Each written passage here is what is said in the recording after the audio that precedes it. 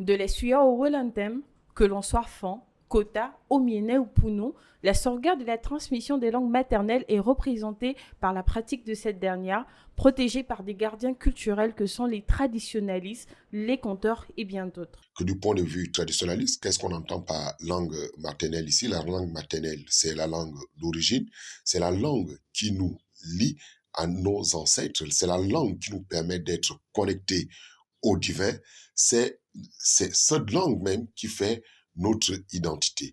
Et la langue maternelle se transmet depuis la souche, c'est-à-dire la cellule familiale, de la mère à l'enfant, du père à l'enfant. Ça s'enseigne depuis la maison. Aujourd'hui, le mvet et le conte, un art oratoire du Gabon, est considéré comme l'un des garants de cette sauvegarde sur le plan culturel.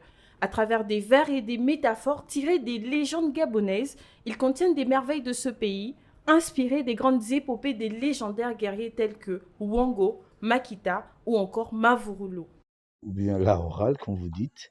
L'art oratoire, comme le conte, le mvet, qui sont souvent dits en langue maternelle, sont des, sur le plan historique, permettaient justement de reconnaître les différentes communautés.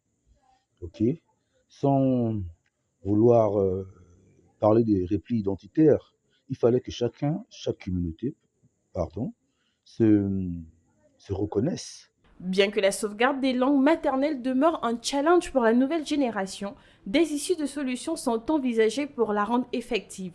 De nos jours, seule une minorité de la nouvelle génération en saisit véritablement le sens.